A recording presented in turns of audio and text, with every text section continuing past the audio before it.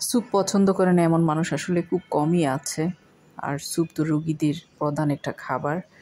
আর আমার হাজব্যান্ডের তো ভীষণ পছন্দের একটা খাবার হচ্ছে স্যুপ। যাই হোক, আজকে আমি চিকেন স্যুপ রান্না করব। প্রথমে মুরগির 2টা বুকের মাংস এখানে আমি প্রায় হাফ লিটার পানিতে দিয়ে দিয়েছি, লবণ দিয়েছি স্বাদ মতো, আদা রসুনের পেস্ট দিয়ে দিয়েছি হাফ টেবিল চামচ 2টা মিলে, গোলমরিচ দিয়েছি 1 চা চামচ। এখন এটা আমি ভালো করে সিদ্ধ করে নিব। সিদ্ধ করে নিয়েছি প্রায় আধা ঘন্টার মতো। তারপর হচ্ছে আমি চিকেনগুলা কাঁটা চামচ দিয়ে এভাবে করে একটু শেডিড করে নিচ্ছি। সবগুলা চিকেন এভাবে করে শেডিড করে নেওয়ার পর চলে যাব এখন রান্নাতে। একটা কাঁচা চামচ দিয়ে অথবা হাতেও আপনারা চাইলে ছাড়াই নিতে পারেন। যেহেতু গরম গরম আমি একটা দিয়ে ধরছি আর একটা দিয়ে এভাবে করে একটু ছাড়াই নিচ্ছি। এভাবে নিলে একটু সহজ হয় আর কি। এখন সবগুলা চিকেন আমি এখানে দিয়ে দিচ্ছি। যে চিকেনের পানিটা ছিল স্টকটা, সেখানে এই চিকেনগুলো দিয়ে দিলাম। এরপরে হচ্ছে আমি এক এক করে সবগুলো ইনগ্রেডিয়েন্ট দিয়ে দিব। চুলাটাও জ্বালিয়ে দিয়েছি।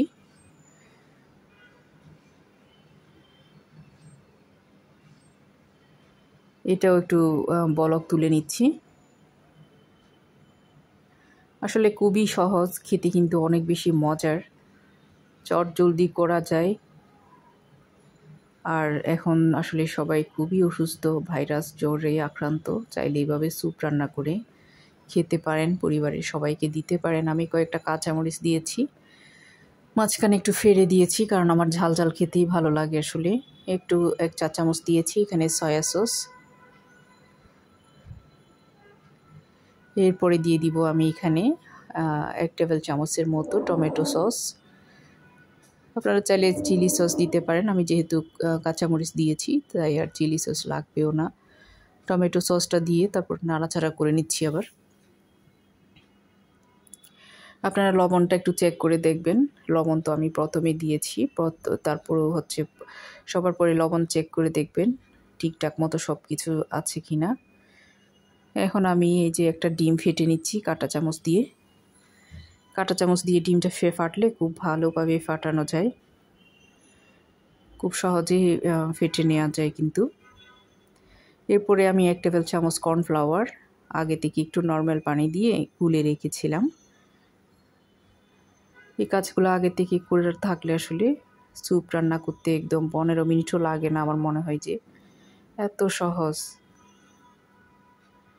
এই যে কর্নফ্লাওয়ারটাও আমি এভাবে একটু মিক্স করে রেখেছি। এখন প্রথমে আমি একটু কর্নফ্লাওয়ারটা দিয়ে দিব।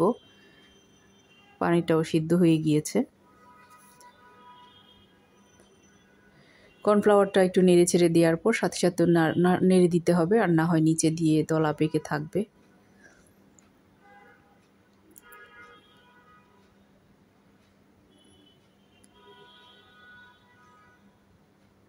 নেড়ে ছেড়ে দিচ্ছি, দেখতে পাচ্ছেন।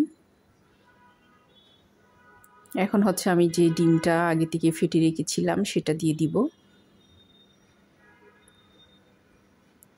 ডিমটা আমি উপরে থেকে চিকন করে ঢালবো আর একটা চামচ দিয়ে গোল করে নাড়াতে থাকবো। তাহলে খুব সুন্দর করে ডিমটা এখানে মিক্স হয়ে যাবে। একসাথে ঢেলে দিলে দেখা যাবে যে এটা দলা পেকে যাবে, দেখতেও সুন্দর হবে না, খেতেও ভালো লাগবে না। চিকন করে উপরে থেকে দেবেন আর নিচে একটা চামচ দিয়ে এভাবে করে গোল করে নাড়াতে থাকবেন।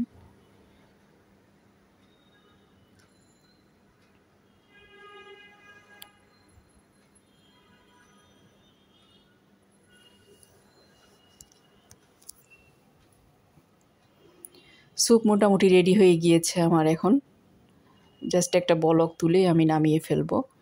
আর সবার পরে আপনারা চাইলে 1 ফালি লেবু রস দিতে পারেন, অথবা টেস্টিং সল্ট যদি খেতে চান সেটাও দিতে পারেন। টেস্টিং সল্ট যদিও বা শরীরের জন্য খুবই ক্ষতিকর, আমি টেস্টিং সল্ট দিই না। এই পর্যায়ে 1 চা চামচ লেবু রস দিয়ে জাস্ট নামিয়ে ফেললেই হয়ে যাবে মজাদার চিকেন এগ স্যুপ। রেসিপি ভালো লাগলে লাইক কমেন্ট করে পাশে থাকবেন। ফেসবুক পেজ থেকে যারা দেখবেন আমার পেজটাকে ফলো করে দেবেন, আর ইউটিউব চ্যানেল থেকে দেখে থাকলে আমার চ্যানেলটাকে সাবস্ক্রাইব করে বেল আইকনটা ক্লিক করে দিবেন। আমার যে কোনো রেসিপি আপলোড দিলে সাথে সাথে নোটিফিকেশন আপনাদের কাছে পৌঁছে যাবে। আর যারা ইতিমধ্যে সাবস্ক্রাইব করেছেন, ফলো করেছেন, সবার প্রতি আমার অনেক অনেক কৃতজ্ঞতা ও ভালোবাসা। সবার পরে আমি একটুখানি পুদিনা পাতা দিয়েছি, এত সুন্দর একটা স্মেল আসে পুদিনা পাতাটা দিলে, ভীষণ মজার হয়।